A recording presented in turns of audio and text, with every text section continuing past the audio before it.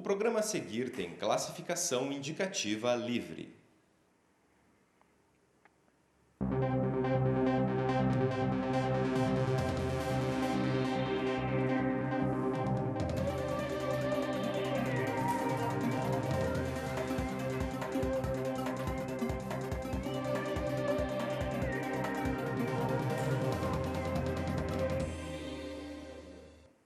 Olá, seja bem-vindo ao Plural. O assunto de hoje é a adoção homoparental. Você já reparou nas diferentes formas de família que vem surgindo? Aquele modelo tradicional formado por homem, mulher e filhos já não é mais único. As famílias chamadas mosaico são cada vez mais comuns. Mães solteiras que criam filhos sozinhas, netos que são educados pela avó e pais que reúnem filhos de diferentes casamentos debaixo do mesmo teto. Com as mudanças na lei que regulamentam a união de pessoas do mesmo sexo, casais homoafetivos também podem formar família, adotando ou ainda através da inseminação artificial. Será que os filhos desses casais precisam de uma atenção especial? O Plural de hoje vai conversar com a educadora Aracia Zinelli Luz e também com a psicóloga e coordenadora da equipe técnica da Vara da Infância e Juventude, Catiana Vladica Charney. Muito obrigada pela presença de vocês. Catiana, você trabalha na Vara de Curitiba há 19 anos, né? Trabalhando com a adoção. Anos. Quais são os registros mais antigos que a gente tem desse tipo de adoção? De habilitação para adoção de homossexuais a partir de 2004, aproximadamente 2003, 2004, que pessoas homossexuais vêm se habilitando para adoção. Eu digo 2003, 2004, pessoas que vêm e falam da sua opção sexual. Tá, antes a gente teriam pessoas que eram homossexuais, procuravam adoção, mas não que expunham. tinham maior dificuldade para expor a sua opção sexual. A partir desta época, sim, é que as pessoas vêm expondo assim com maior facilidade e cada vez mais essa facilidade vem aumentando. Isso também se reflete através das leis, né? Mudou muito o processo de habilitação desses casais? Não, eu não considero assim que tenha mudado ou que tenha aumentado muito o número das pessoas. Eu diria assim que, veja, a partir de 2003, 2004, as pessoas vinham sozinhas e, na maior parte das vezes, omitiam mais o fato de terem parceiros, de terem companheiros que conviviam junto, certo? Mas como faz parte do processo da habilitação, visita domiciliar, enfim, e na própria entrevista de habilitação, conforme a abordagem, aí a pessoa, aos poucos, vem trazendo essa questão do parceiro, do companheiro ou da companheira, enfim. Então, eu tenho a impressão que, assim, que com o avanço da lei, né, com o avanço da lei, com essa possibilidade, as pessoas têm mais facilidade para colocar a situação da convivência conjugal. Professora Aracia, eu não sei dizer quais são os primeiros casos que a gente tem disso para analisar, mas como que os educadores veem, que conclusões se chegou em relação às crianças que foram criadas por casais homossexuais? Que eu acho que imagino que hoje já tem alguns adultos nessa situação, né? Nós temos ainda poucas pesquisas relacionadas a isso, né? Nós trabalhamos com a infância e adolescência, em especial a adolescência de risco, e nos próprios protocolos de pesquisa, questões como essa, né, o modelo de família, essas questões, a orientação sexual, não eram fatores importantes, ou pelo menos não se pensava nisso. Então, nós não temos pesquisa em número suficiente para nos dizer efetivamente como é que acontece essa questão do desenvolvimento. Mas, enquanto educadora e estudiosa do desenvolvimento humano, o que é importante saber é assim, a orientação sexual não é uma opção, é uma orientação. Então, estudos mostram que a partir de 6, 7 anos de idade, essa orientação já está definida na criança. Ela não se fala nisso, não aparece isso, porque essa fase do desenvolvimento humano não é uma fase focada na questão sexual, né? Então, isso vai aparecer mais na adolescência, né? A partir da adolescência, e em função dos ambientes, da cultura, é que os meninos e meninas se sentem diferentes e imaginam que existe alguma coisa de estranho com eles, porque eles têm comportamentos sexuais diferentes, né? Como a nossa cultura sempre foi focada no modelo heteronormatismo, as famílias não conversam sobre isso, né? Eu vejo na escola e vejo nas famílias que a gente convive, que tem filhos, que há uma tendência do adulto, né? Então, por exemplo, se vê uma menina, pergunta, erradamente, porque não se devia perguntar isso nessa faixa etária, né? Na escola, você tem um namoradinho, né? Não se pergunta para uma menina, você tem uma namoradinha? Porque na nossa cabeça, na nossa cultura, o modelo heteronormativo está posto e definido. Então, esse é um tema que é muito recente, que está vindo à tona e que as pesquisas vêm mostrando a importância de se introduzir essa temática. E que é diferente, orientação sexual, é diferente do conceito de gênero, né? Então, eu vejo muito falarem do modelo homoafetivo como negativo para a criança, porque ela precisa de uma referência masculina ou feminina. Essa referência é uma questão de gênero.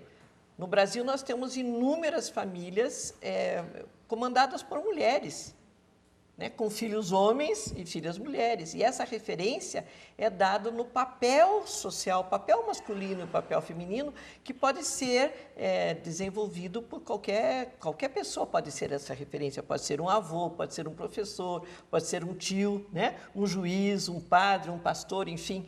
E a mesma coisa em relação ao feminino. Então, ainda há uma confusão muito grande, há uma necessidade de um melhor refinamento e de um cuidado conceitual para que a gente possa entender essas novas denominações, né, que hoje já se fazem presentes nas famílias brasileiras e do mundo, para que a gente mude o foco, mude o paradigma, né? Qual que é a importância nessa referência de gênero para a criança, de masculino e feminino, independente da orientação sexual, pelo que eu pude perceber, né? Isso. O que é importante para ela ter nessa referência? É exatamente saber que a sociedade é formada por indivíduos diferentes, tanto em gênero, tanto em sexo, tanto em orientação, religião, etc., e que você precisa conhecer as diferenças, respeitá-las, para que você fortaleça a sua, né? Então, eu preciso saber o papel feminino, o papel masculino, o que a sociedade precisa,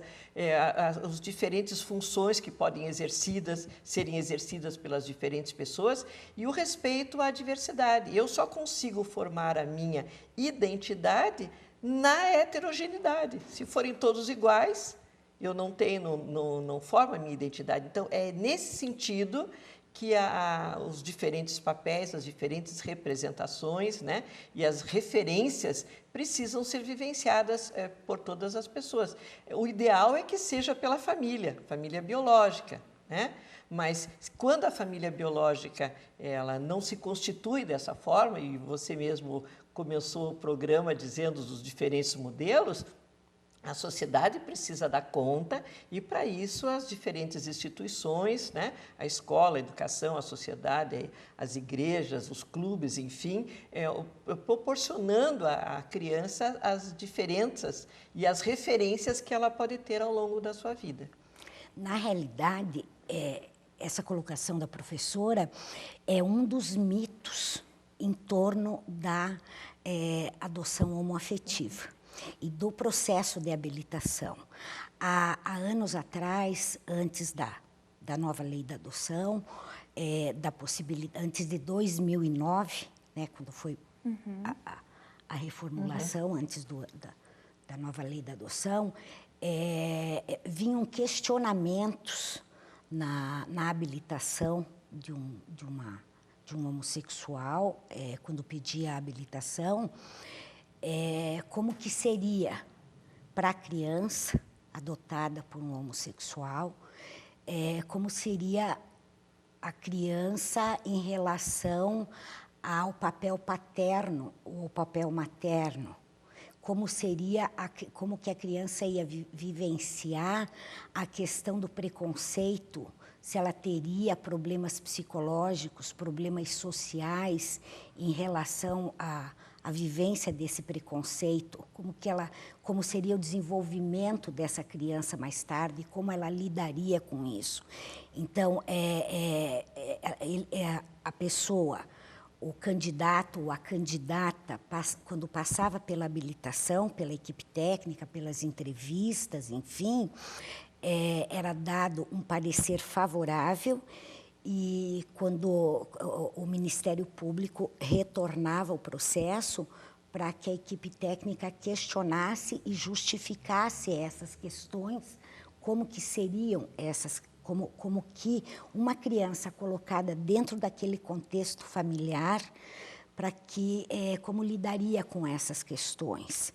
E como a professora colocou, não se tinha ainda, né, lá em 2004, 2005, 2006, não se tinha ainda essas questões, principalmente em termos de Brasil, mas existem pesquisas em outros países, existem pesquisas na Inglaterra, existem pesquisas na Virgínia, existem pesquisas em outros países há mais de 20 anos e que realmente comprovam de que o desenvolvimento das crianças tem mínimas, muito poucas diferenças no desenvolvimento saudável de uma criança criada numa família ou de parceiros, homoafetiva, ou com uma pessoa só, ou de casais heterossexuais. Justamente por isso que a professora falou, né, que nós somos uma mescla de toda a sociedade, Sim. não só da família. Queria perguntar sobre o processo de habilitação dessas Sim. famílias. Hoje, existe diferença para a equipe técnica ou a vara da infância e juventude como um todo habilitar uma família homoafetiva ou um casal heterossexual? Não, nenhuma. É feito o mesmo processo. É feito o mesmo Isso processo. mudou, né? Há um tempo atrás existia alguma restrição para os homossexuais? Em relação à idade da criança, sexo? Depois da pessoa habilitada, às vezes existia a restrição da idade, sim, ou até de que a criança desse o consentimento, se a criança fosse maior de 12 anos, desse o seu consentimento para ser adotada por uma mulher homossexual ou um homem homossexual. E geralmente como que as crianças reagiam a isso? Eu vejo isso como um total preconceito, puro preconceito, puro adulto, preconceito. né? Puro preconceito. Eu vejo isso assim, quando você vê aquela figura da justiça, com os olhos vendados, é puro Isso preconceito. partia do meio jurídico. Dentro Sim. E era uma batalha muito grande da equipe técnica, que é de psicólogos, né? para questionar essas coisas, sabe? De que existia uma ideia, sabe, completamente de um estereótipo, assim, de uma questão completamente errônea, porque se questionava valores morais, valores, sabe, o que é moral para mim, pode não ser para você, o que é amoral para mim, né? Pode não ser para você. É muito necessário ver o que é ético. Isso sim é que é importante. E que tipo de amor, que tipo de vinculação aquela pessoa, aquela família vai conseguir dar para aquela criança. Isso é que é muito importante. E em questão de preconceito, todos nós lidamos com preconceitos. E principalmente crianças nesta idade, é errado, mas é muito comum. E as famílias, sejam elas de homossexuais ou de heterossexuais, elas precisam ensinar a criança a lidar com o preconceito. Hoje está muito claro. Ou é porque usa óculos, ou é porque é gordinha, ou é porque tem qualquer tipo de problema. A própria criança, a própria condição de adotiva é um preconceito, já é um preconceito. Hoje está muito claro que a criança, em qualquer fase do desenvolvimento, nós também adultos, né? A palavra-chave é cuidado. Tanto é que na educação e no serviço social se fala em gestão do cuidado, né? Então, e o cuidado, ele é parte do sentimento do amor, né? Então, é isso que tem que ser colocado. Então, e a gente percebe assim que um casal, independente de que queira adotar, é um amor incondicional, né? Quer dizer, é a noção mesmo do cuidado que está sendo colocado. E em nome desse preconceito, nós temos feito com que inúmeras crianças há muitos anos convivam em instituições de acolhimento, de abrigamento, às vezes só entre mulheres, ou na grande maioria, né? Quer dizer, é uma distorção que distorção sem que ela tenha o seu direito a constituir uma família, a ser cuidada, né? E eu conheço vários casais homoafetivos, tanto masculinos como femininos, que têm alguns filhos adotivos, outros têm seus filhos naturais, que muitas vezes um dos parceiros busca uma relação falsa, né, fictícia, para poder gerar um filho que depois há a separação desse casal e ele passa a viver no meio, numa relação homoafetiva da mãe ou do pai, né, porque era assim que a sociedade imaginava e exigia que fosse, né? Então, são preconceitos que precisam ser trabalhados. Na realidade, devia ser numa hipocrisia, né? Isso. Nós já voltamos a falar tanto do desenvolvimento da criança quanto desse preconceito, daqui a pouco, no próximo bloco.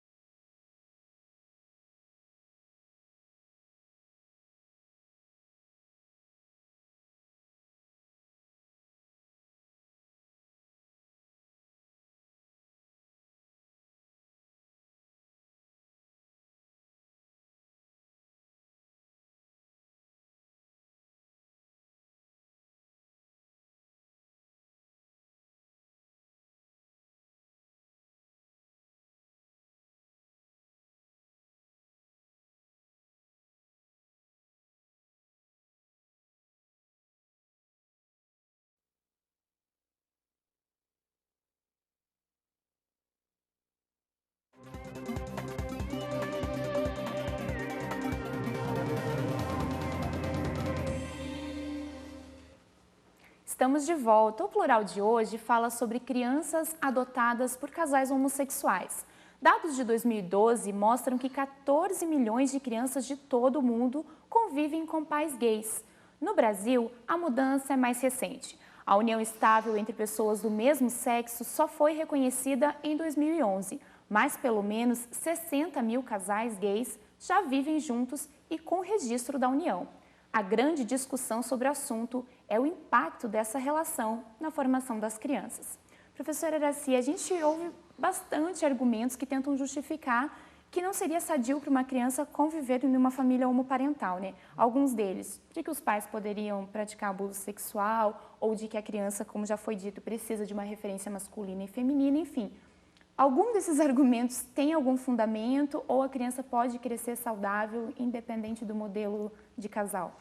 Na realidade, todas essas questões hoje são claramente vistas como mitos, né? Porque as pesquisas e o processo de desenvolvimento das crianças não corroboram essas informações e elas se dão justamente pelo modelo heteronormativo que sempre tivemos, o preconceito colocado muito fortemente e a dificuldade que todos os setores, família, escola e a própria sociedade têm de discutir em relação a isso, né? Então, em relação à questão do desenvolvimento, eu vejo que crianças que vivem com casais família homoparental, da mesma maneira que crianças que vivem com famílias heterossexuais, elas têm que ser informadas das diferenças, do respeito à diferença, ela tem que saber que existem orientações sexuais diferentes, que o cuidado, que os modelos de família podem ser os mais diversos. E eu acredito, na convivência que a gente tem com situações semelhantes a essa, crianças que desde pequenas sabem, né, que o amor pode existir entre pessoas de mesmo sexo, sexo diferente, que o respeito é que está acima de qualquer coisa, ela se torna um elemento importante de mudança no meio onde ela está.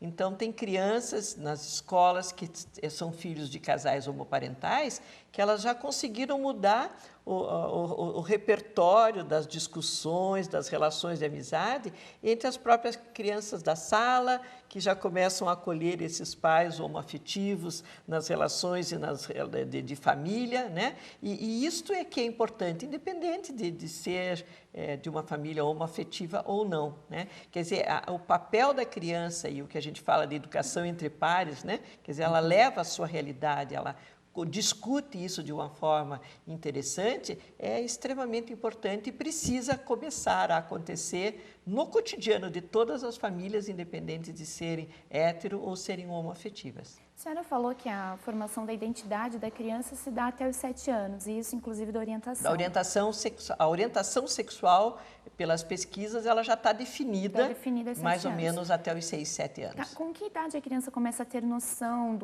dessa questão sexual, da sexualidade dela e do que perpassa ela, dos próprios pais, entender que talvez pelo fato dos pais serem homossexuais, eles correspondem à minoria? Nós temos manifestações diferentes porque a maturidade sexual da criança, ela varia, não só em função dos estímulos do meio, hoje já tem pesquisas muito interessantes que mostram a importância do meio nesse processo de amadurecimento, mas ela se estabelece, de fato, no momento em que os hormônios sexuais começam a serem liberados. Então, na puberdade, né, a criança já tem muito claro quais são as suas afinidades, embora muitas vezes ela ainda não tenha clareza do significado disso, mas ela já começa a perceber que os meus amiguinhos, os meus irmãos, o meu pai me impõe muito um comportamento dito culturalmente, né, mais masculino, e ele percebe que aquilo para ele não dá o sentimento ou as emoções que ele deveria, que ele gostaria mais de uma outra coisa, ou que ele se espelha mais num outro modelo que é diferente daquele. Então, é importante nesse momento que a família preparada e a escola preparada, né, e sabendo que hoje nós já temos diferentes modelos de orientações sexuais, diferentes modelos de uniões familiares, que isso possa ser colocado para que ela consiga construir a sua identidade sexual de forma clara, transparente, saudável, e que ela não tenha medos, que ela não forme mitos de imaginar que ela é diferente, ou que tenha que fingir um comportamento, porque é aquilo que a família espera, e depois ter que manifestar um comportamento diferente em outros espaços, né, onde ela tem a liberdade de se manifestar. Então, esse é um assunto que deve estar hoje presente no cotidiano das famílias, fortemente nas escolas e, sem dúvida, em todo o aparato judicial que acompanha o processo legal dos direitos da criança e do adolescente. Catiana, a Vara da Família faz toda uma triagem... Vara da Infância, desculpa, faz toda uma triagem com os casais ou famílias que querem adotar uma criança, né? O que a equipe técnica de psicólogos considera importante num lar para acolher essa criança, independente de serem homossexuais ou heterossexuais? Veja, não seria uma triagem, seria uma habilitação para adoção. Então, o que faz parte desta habilitação? Inicialmente, é toda uma documentação exigida, primeiro, que é avaliada pelo juízo, pela juiz e pelo Ministério Público. É exigida uma documentação. As famílias, ou o casal, a pessoa, ela passa por algumas etapas. Inicialmente é feita uma reunião. Toda quinta-feira, às 14h, ocorre uma reunião dentro da Vara da Infância. Este é o início do processo. onde lá, nessa reunião, são dadas todas as explicações de como ocorre esse processo de adoção. Após essa reunião, a pessoa interessada prepara a documentação, entra com a documentação, essa documentação é avaliada pelo Ministério Público, pelo juízo, e aí vem para a equipe técnica, onde a equipe técnica marca com essa pessoa, com esse interessado, com esse candidato, as entrevistas. A pessoa interessada, ela passa por curso.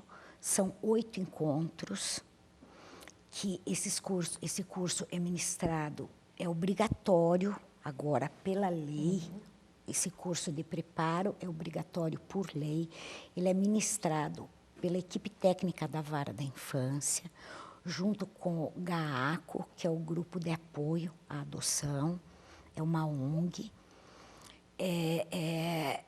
Esses encontros são realizados à noite. São aulas, não são aulas, são encontros de preparo para adoção. Veja, a parte mais importante é a motivação para adoção. Por que adotar? Da onde vem isso? Sabe, é para ter um filho? É para quê? Para que eu quero adotar? Geralmente, qual é a resposta dos casais? Veja, geralmente é para ter um filho, né? Mas cabe à equipe técnica avaliar essa motivação, avaliar o porquê, em que momento, como que está se passando isso. Esse processo de habilitação leva aproximadamente 6 meses, 8 meses. As pessoas às vezes reclamam que é muito tempo. Eu não considero muito tempo. Eu considero até pouco tempo. O processo pro resto de da vida, né? E durante esse processo, eles já têm contato com a criança? Não. Esse é um processo de habilitação para adoção. Veja, nós temos, que bom, muito mais pessoas habilitadas para adoção do que crianças para adotar. Muito mais. Eu não tenho aqui hoje em números, porque não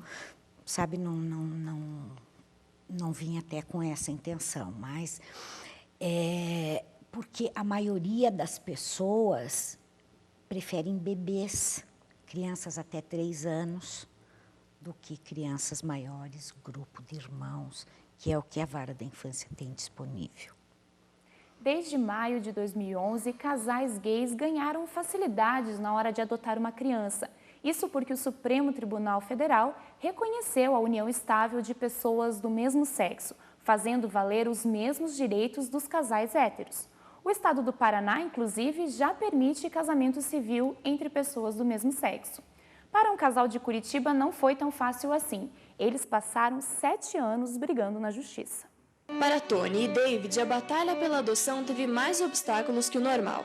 O casal passou 7 dos 22 anos em que estão juntos, lutando na justiça para adotar uma criança. Quando não se tem uma cultura que respeita a diversidade sexual, você tem que romper. E muitas vezes nós tivemos que colocar o pé na porta, contratar um advogado e ir em frente. Mas a gente venceu de forma muito ativista. Nós tivemos persistência e determinação. Foram colocadas restrições em relação ao sexo e à idade da criança a ser adotada.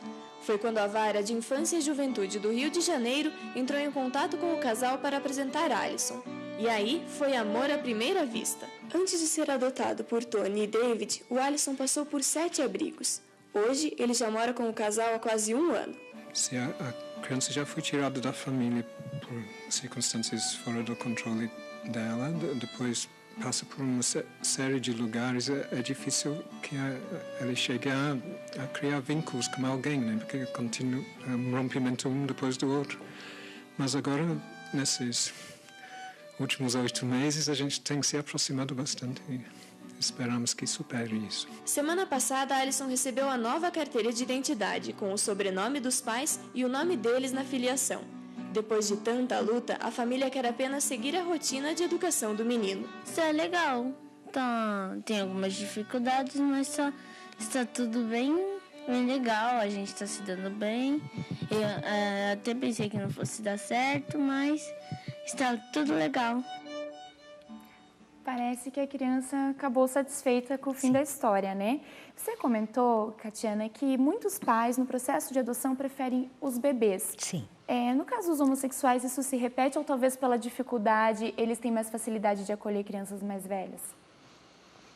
Veja, hoje, com a nova lei, eles já estão adotando crianças menores. Não que que antes não era permitido, né? Não é que não era permitido, era até... Eu não posso dizer que não era permitido, mas era colocado, às vezes, algumas restrições. Hoje, com o Cadastro Nacional de Adoção, segue-se um cadastro nacional. Então, segue-se as normas, assim, por data de sentença de adoção. Então, se eles são habilitados, sem nenhuma restrição, eles vão adotar com aquela idade, enfim, que eles pediram na habilitação. Professora Araci, além da própria adoção, os casais homossexuais têm acesso também, através da medicina, de inseminação artificial, fertilização in vitro.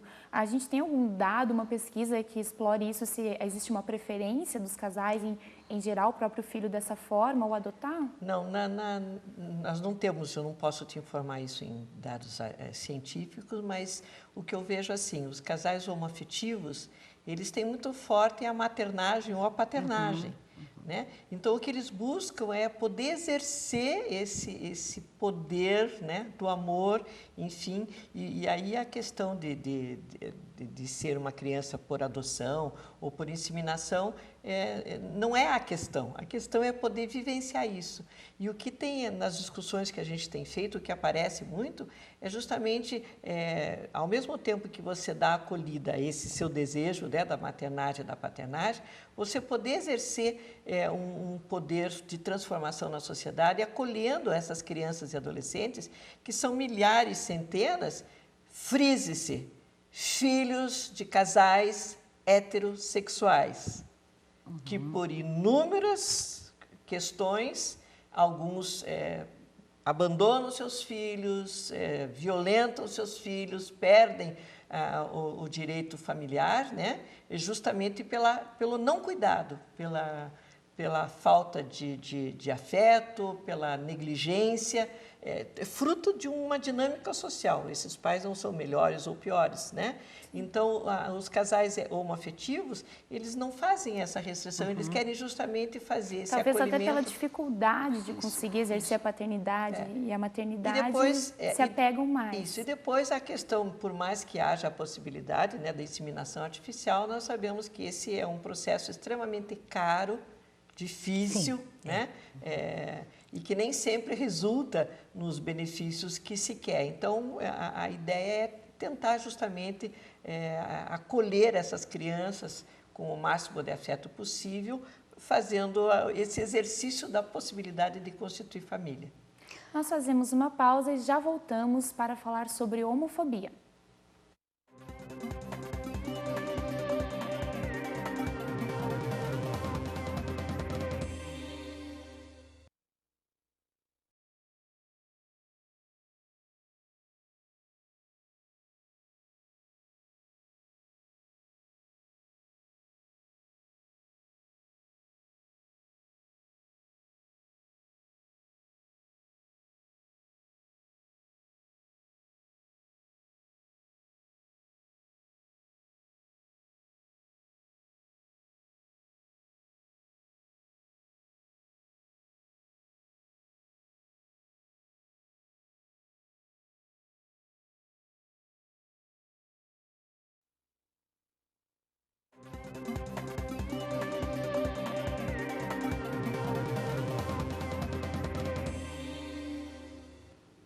Apesar da regulamentação das uniões homoafetivas e do próprio crescimento de famílias homoparentais, 55% da população brasileira é contra esse tipo de adoção. Os dados são do IBOPE e alertam para uma dificuldade que esses filhos podem enfrentar: o preconceito. Professora Araci, essas crianças são adotadas, podem receber o afeto da família, mas logo cedo vão para a escola e podem ser afetadas por outras crianças, né? Qual que é a dificuldade de administrar isso? A dificuldade é justamente pelo desconhecimento, né? Quer dizer, há uma ignorância geral, independente da formação. Nós temos na escola, no meio dos juízes, de psicólogos, são muitos fatores culturais e de formação que interferem nisso. Mas hoje a ignorância, né, no sentido do desconhecimento mesmo de todo esse processo, acaba por atrasar, né, um maior acolhimento e uma maior discussão em relação a isso. Por exemplo, as primeiras permissões, né, de adoção por casais homoafetivos, havia um estabelecimento de uma idade mínima, né? O próprio casal que foi entrevistado, Tony e David, que eu os conheço e os tenho como exemplo de relação, em termos de casal, de relação homoafetiva e o cuidado que eles têm com a Alison, né? A primeira possibilidade de adoção era que teriam que adotar, teria que ser uma menina e acima de 10 anos, né? Então, essa informação, ela é clara, trazia toda uma questão de desconhecimento e de preconceito, né? Porque se só pode ser menina, então na cabeça, possivelmente de quem estabeleceu isso, é que se ele sendo um casal homoafetivo gay, se adotassem um menino, poderia correr risco de abuso. O que há um desconhecimento total e uma mistura de informação do que é ser uma orientação homossexual, do que normalmente se chama de do que é a pedofilia. A pedofilia muitas vezes não tem nada a ver com a orientação, é uma questão hierárquica de poder entre um adulto e uma criança, independente do sexo. Inclusive, existem pesquisas que comprovam que entre crianças molestadas ou abusadas sexualmente, entre 1.000 crianças, 998 foram abusadas por heterossexuais e 2 por homossexuais. Então, vejam. Então, não é a orientação que determina isso, né? Então, esse desconhecimento faz com que uma determinada cultura e um determinado mito, ele se prolongue, né? Gerando uma série de violências, né? Não só em relação aos casais homossexuais, mas em relação às crianças, adotadas ou não, porque não deixa de ser uma violência, inclusive para quem não é homossexual, o desconhecimento, o fazer crer que determinados mitos são verdadeiros, né? Isso é uma forma de violência, a desinformação também em relação a isso. A nossa equipe de reportagem saiu às ruas para saber o que as pessoas pensam sobre o assunto. Eu gostaria de saber o que você acha sobre a adoção de filhos por casais homossexuais. Eu acho uma boa, porque tem tantas mães que jogam os filhos no lixo, quanto tantos querem adotar, né? Eu acho que a relação marido e mulher, eu acho que para a criança reflete muito, então eu acho que é complicado. Para as crianças serem felizes, tanto faz, pode ser pai, mãe, 2 mães, 2 pais, eu acho muito interessante. Por que não, né? Tanta gente aí deixa filho na rua, aí solto, né? Eu acho legal. Pode ser meio complicado para a criança, mas se for trabalhado isso, porque hoje em dia eu acho que tudo que é conversado, tudo que é trabalhado, acaba, né, meio se encaixando. Se eles se comprometerem, cuidarem, dar carinho e amor, eu acho que tudo bem, concordo. Porque eles vão ter respeito, né? Eles não vão, se beijar ou fazer coisas parecidas na frente da criança, né? Eu acho que não tem problema algum. A criação feita com carinho, com amor, não independe de situação sexual, não é verdade? E você acha que a educação dos filhos tem que ser diferente, a rotina? Não, porque daí como é que elas vão ver assim, com mãe, sentir como mãe, quando eles estiverem grandinhas, falam, cadê minha mãe? Eu acho que a cabeça da criança deve ficar um pouco confusa, né? No meio da sociedade que a gente vive. Uma criança não precisa só de pai, né? Na convivência com o homem. Ele precisa no cuidado de uma mulher. A mulher é amiga da criança, né, na verdade. Com esse liberalismo da parte deles, eu acho que não sei se eles estão prontos ainda para estar educando de uma forma íntegra uma criança, né, e desenvolvendo a personalidade dela da forma normal, né, como a gente foi criado, como o ser humano né, homem e mulher. Eu vejo assim que já que é um processo da evolução da humanidade, eu creio que pode ser conseguido, porque o amor é mais importante, né?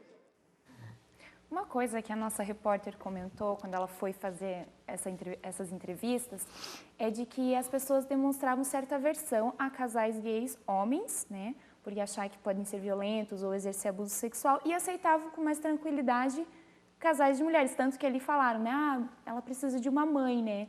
Ninguém se referiu a um casal de mulheres. Por que será que tem essa distinção, né? A gente parece que tem uma certa rejeição ao casal de homens. Essa é a cultura nossa, né? Que até pouco tempo, ainda hoje muito forte, né? A mulher, a ideia do cuidado, né? O homem, a ideia da justiça, né? Tem até teorias em relação a isso. Repercute, né, na fala das pessoas a dinâmica da sociedade. Sim. Que o homem pode tudo, né? A mulher tem que ser mais acolhedora, cuidadora. A cuidadora, o símbolo do perdão, né? E na realidade não é isso. As crianças que estão aí na rua, nos abrigos, representam o quê? O abandono da família, independente de ser o homem ou a mulher, né? O descuidado, a presença da droga, da violência, a questão da discussão que está sendo feita hoje em relação ao aborto, né?